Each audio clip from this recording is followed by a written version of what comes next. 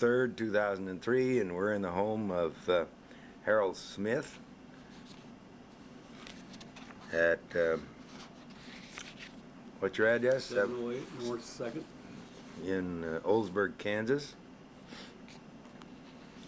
And you were born, what date? February the 14th, 25. Valentine. Really? Yeah. And where were you born? Wetmore, Kansas. That's up my neighborhood. Oh, I thought Jack said you were up around there. Yeah. That's right. Went to school. Lived in February the 14th, what year? 25.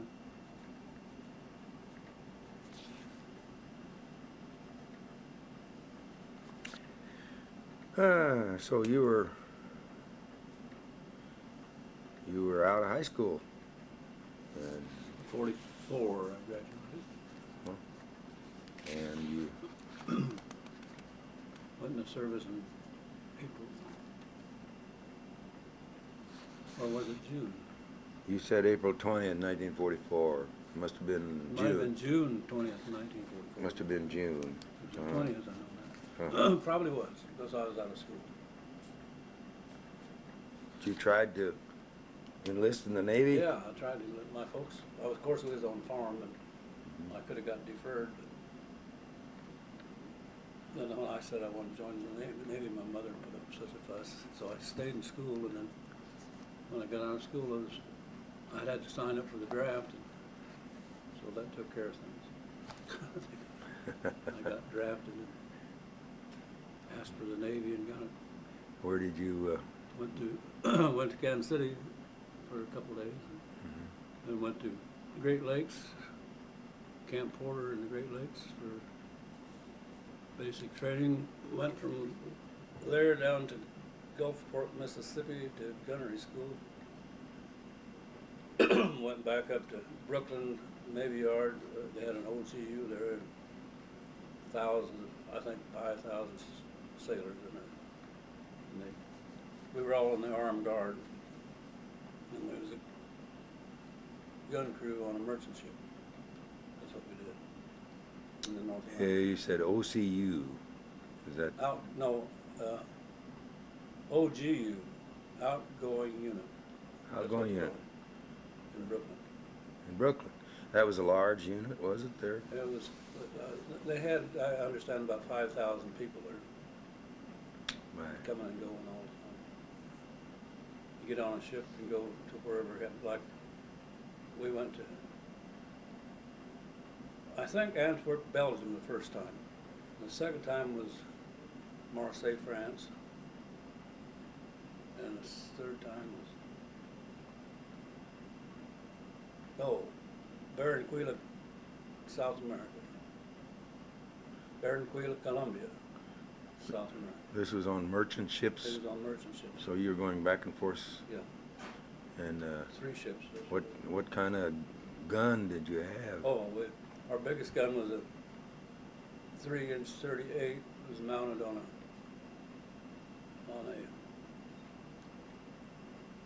it was what Turret? Turret, yeah. But it was movable. You could spun around. And then I was on the stern on the bow. They had a 3-inch. And then they had 2 40s midship, and then 620 millimeter. Where did you train on those guns? In Gulfport, Mississippi. For how long? A month, probably. And how did you train? You had... We did a lot on land, and then they put us on a ship, and we went to sea every day. We'd get on there and fire. At Nothing. something in the air? Or? Oh yeah, sometimes they had aircraft pulling to sleep. That's what we fired at all the time. That was you were trying to protect the merchant ship from air attack. Yes, and submarines. And what did you have against submarines? The German submarines sunk a lot of merchant ships during the war. In fact, I understand that armed guard lost more sailors than any other branch of the service. That's what Doc Masco tells me. Mainly because of ships being sunk Yeah. by German submarines. Yes. Submarines in the air.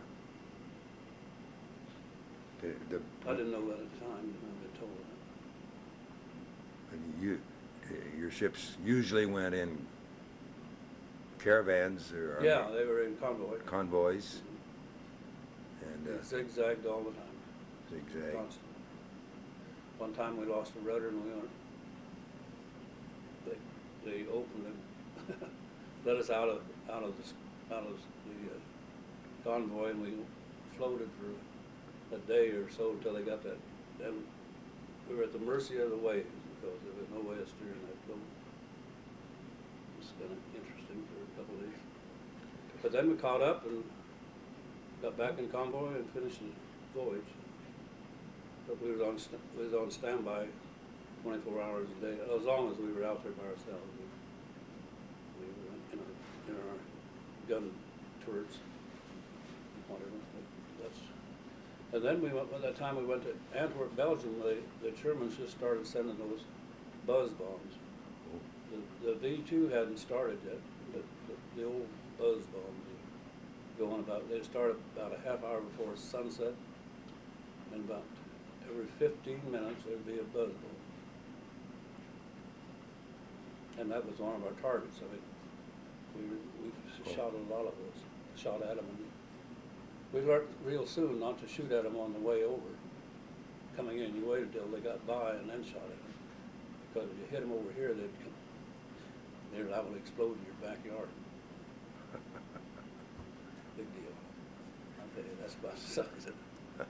And then we were in Antwerp, Belgium. Then we were in Marseille, France, for the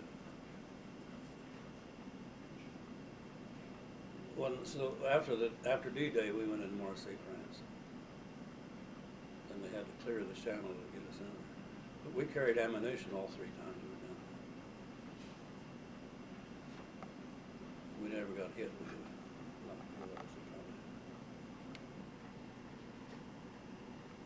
These buzz bombs had a distinctive sound to them. Yeah, they buzzed, definitely. Kind of. Never heard anything like it. Beginning or afterwards. There's one out at Hutchinson in their museum out there. A regular first old buzz bomb. You can see those. They weren't very high up. And they weren't high up and they didn't go very fast. But then they came up with the V2 and you couldn't see that. That was a jet, or that was a rocket. They're both rockets, but the first buzz bomb was pretty slow. Yeah. Did you have depth charges on your? No, but we had tin cans, destroyer escorts. They would attack. They submarines. were active. You see, we had shifts of. Let me think. If we wasn't in a general quarters, which was a on guard thing, which is alert, we were on duty. We pulled 4 hours watch and 8 hours off. 4 hours on, 8 off. And then when they had an alert if they'd seen a submarine or aircraft, then we went 4 and 4, 4 on, 4 off. And they're eating and sleeping and washing clothes is all done on that. And that was one thing. We'd always get up, so we had 30 minutes before we went on watch to wear the Polaroid glasses, get your eyes accustomed to the dark, because it was dark up there. And when the seas were so bad that the ocean was coming up over the bow, we'd secure back to the bridge, and our watch was there. We had bow watch and stern watch. Then a half hour before sunset, a half hour before sunrise, everybody was on guard. Everybody was, because that was the time the submarines were most active. Because you couldn't see them just before. That was a hard time to see a periscope. Just about sunrise and sunset. So Everybody was at their gun station. What kind of cargo were you hauling? We was hauling ammunition, I think all 3 times, as I recall.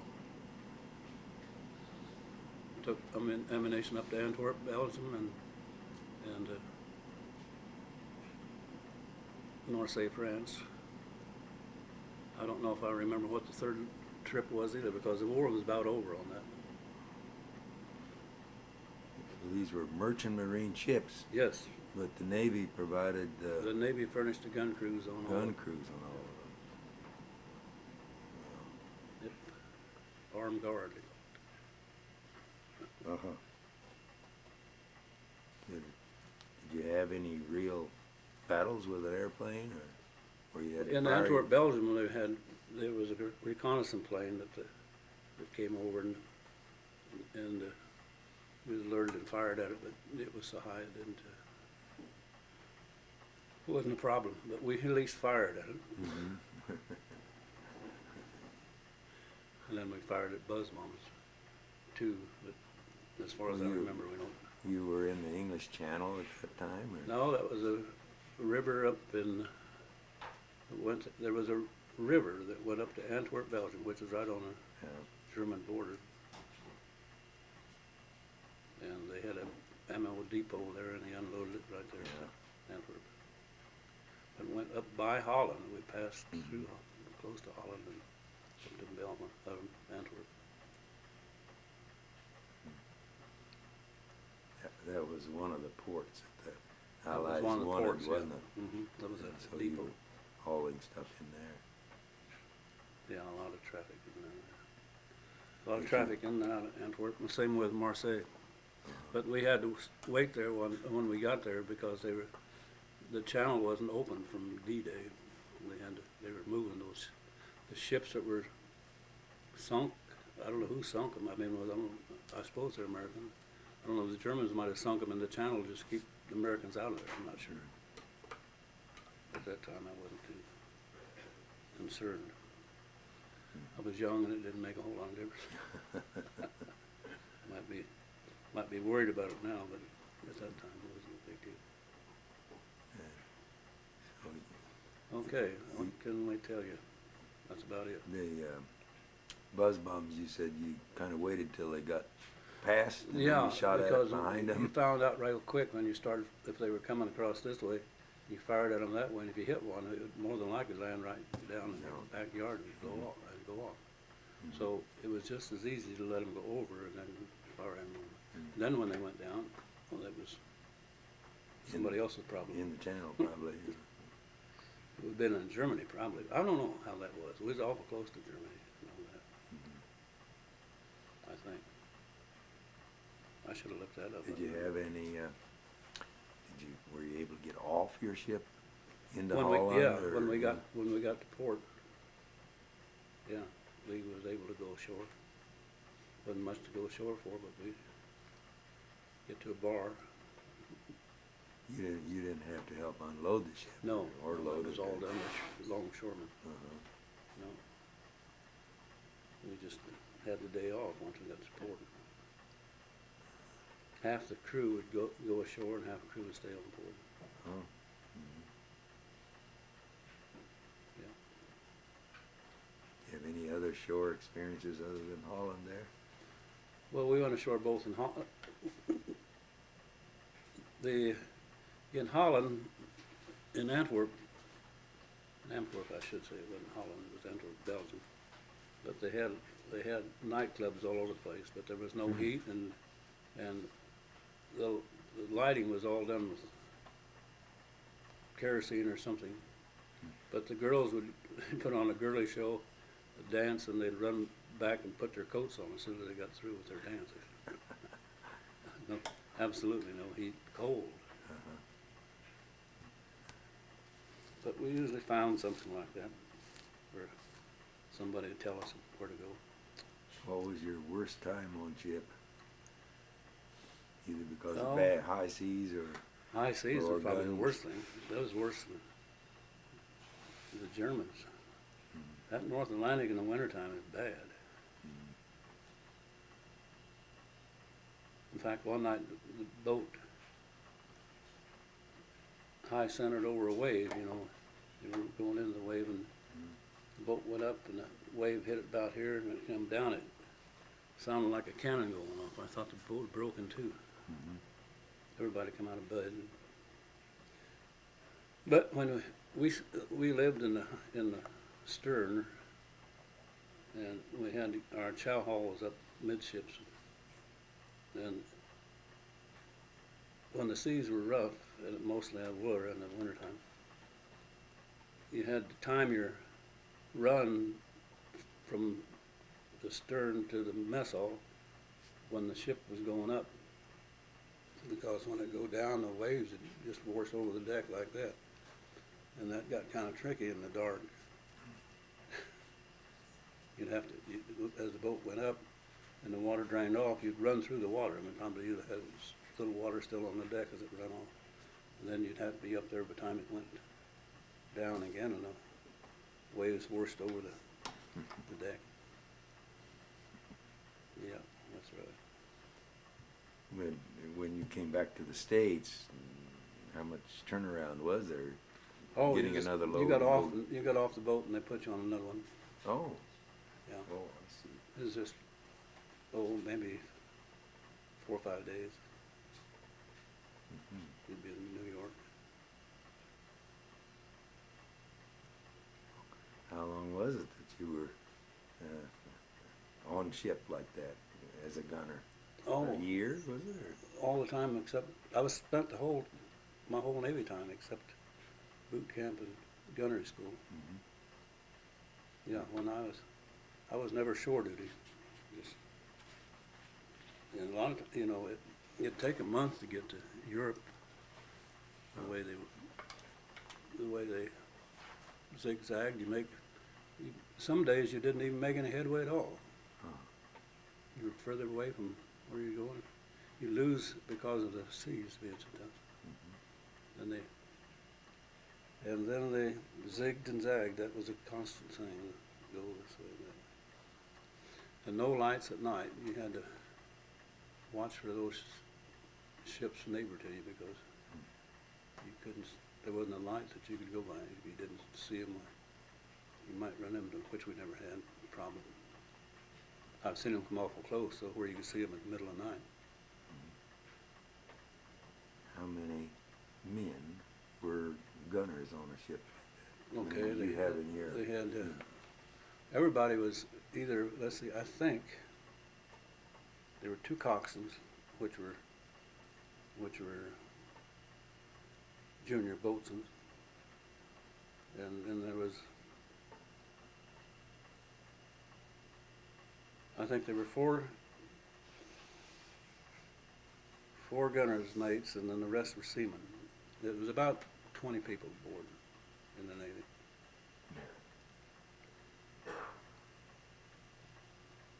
The merchant marine cooks cooked for you. You didn't have your own. They had, the merchant marine furnished the cooks and everything.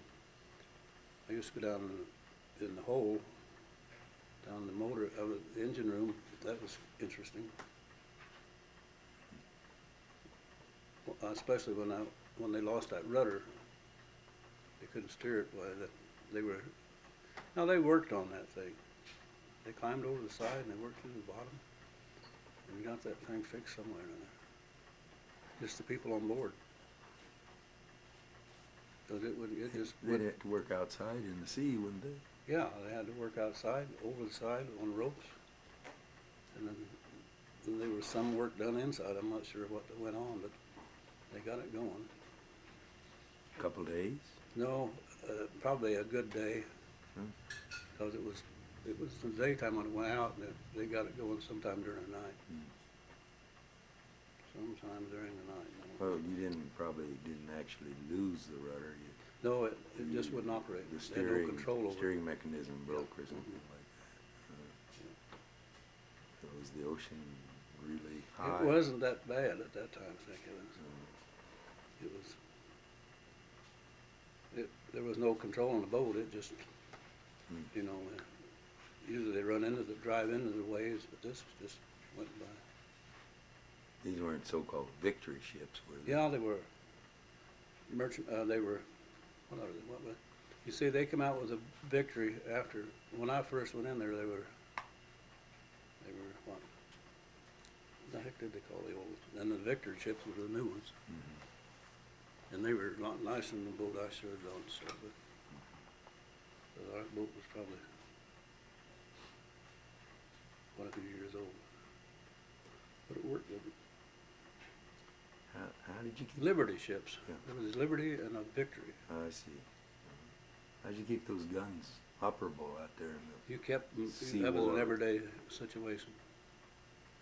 They were greased and covered with canvas, and then when you, like that 6-inch gun, that was a 6-inch bore on that, and that was, had a plug in the end. If you ever used it, you had to take the plug out first, but that kept most of the sea out. But it was a everyday thing, keeping that rust off, because they rusted anything that wasn't oil. But we fired them every day or two. If we didn't fire them on for some reason, we practiced. So they got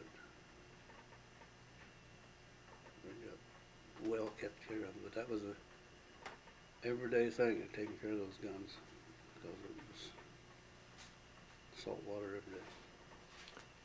How did they teach you to shoot at a moving target in the air? Oh, most of that was done by movie screen. Oh, They had simulators, they called them, simulators. and they had the gun, and then they had the big screen. And the aircraft would fly along, and you'd fire at it, and it showed those tracers going clear out around. It was just like the real thing, but it was all done inside. And then of course we had that for a week or two or whatever it was, and then every day we'd go out on the ship and fire. I mean, real everything we needed, everything we ever had to do was taken care of down at Gulfport. Did you have sights that you adjusted for Yeah, height of the target? yeah, there was, speed. in that 3-inch 38, there was,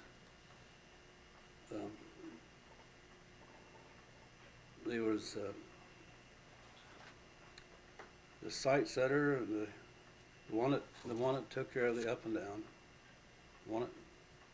this was all had names, and I don't recall what they were now. The one that ran side by side, they sat on its seat, because the gun turned, the whole turret turned, and then they had the hot shellman, and he caught the hot shells as they came out. They were 36 inches, and they were hot. He had gloves up to here, and if they were serious, I mean, if they were shooting at something, the hot shellman would throw the casing over the side. But if it was just drilling or practicing, training, we kept the shells and stored them. And then he had the guy that fired it. I don't recall what that was usually the gunner's mate that actually fired those. And the 20 millimeters had two people. They had the gunner and then the guy that tended it with the replay. They fired, they had canisters, and that canister would run through and go out, and then he'd take that off and set it down and put another one on there. And you could do about 2 of those, and then you'd have to change the barrel because it was so hot. And they had asbestos gloves, and they'd turn that barrel, take it out, and they had tubes of hot water that run down there, and you set it in there. Steam would just boil off there, and put another barrel in, and run a couple through there and change it again. You had to change it because it got so hot.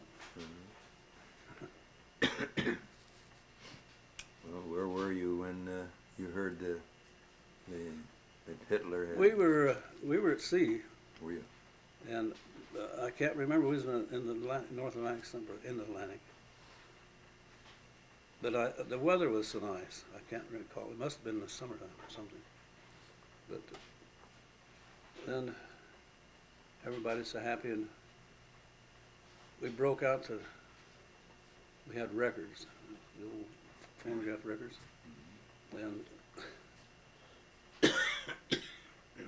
and we got those. Well, we had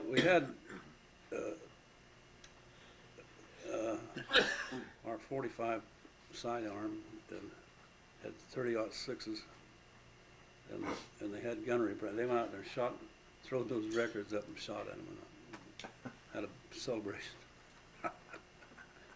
Oh dear.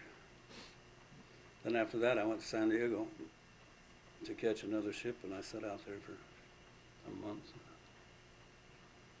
Never did go to sea. Then come home.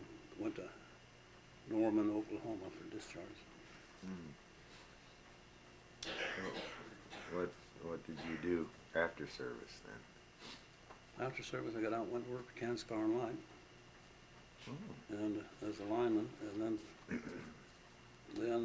in '50, went to. My dad was a firefighter. I had 2 uncles that are firefighters, and they never heard of anything. And so I went to work at Fort Riley. I had training in the Navy as a fireman in Manhattan. Jim Lilly was a volunteer fire chief, and he worked for Kansas Power and Light, and he wanted me to be a volunteer, so I signed up down there, and so I was a volunteer for several years until they started having a pay crew. But I went to Fort Riley and worked there for 30 years, from '50 to '80. Retired as captain. My name is Captain H.B. Smith, Fort Riley Fire Department, retired. Oh dear. Well, thank you, Captain H.B. Smith, Thank you. for your time. And That's a pretty interesting job you got there. I hope I did all right on this. Never thought about it. I should have given it a little research. It's something you never bring up anymore. I thought about finding some pictures, but because I've had some pictures of those Liberty ships, but I don't know where they'd be. Well, you're not the only one.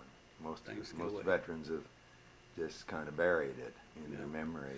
And You know, I never did any ribbons. Oh. Never, I guess they got ribbons, but I never did ever receive one. I've been told I ought to send in and get those for the kids, but I never did. I don't even know what kind of ribbons I got. I must have got a victory medal or something. I probably got a good behavior medal. I'm sure you did. Oh dear. Well, thank you, sir. Yeah, thank you for coming up. My son, John Smith, Sergeant John Smith, was stationed in Fort Hood. He was in the ADA, and I have to think what that is, Air Defense Association, whatever that is. And their tank was hit before he was running with the colonel. They was checking things out before the war started. And there was a tank, enemy tank, that was buried in the sand. All that was setting out was the turret. And I understand those prisoners were just running all over themselves trying to surrender. And they had stopped to corral some of them, and they were getting back in the tank. And that mortar that shell came through, went through the tank, and it was an air defense, and it was aircraft rockets. And it went through those rockets and never exploded. So they were on fire when they got there. And the gunner, Sergeant Billy Hawes, he was a driver sitting right in front of my son, who was tank commander. And that went right through him. There wasn't anything left of him from his belt up. And the gunner was wounded. They all three, well, one of them died, 2 of them was wounded. John lost an eye. This eye shot out, and he had shrapnel on his head. He had a broken ankle and burns. He put the fire out himself. And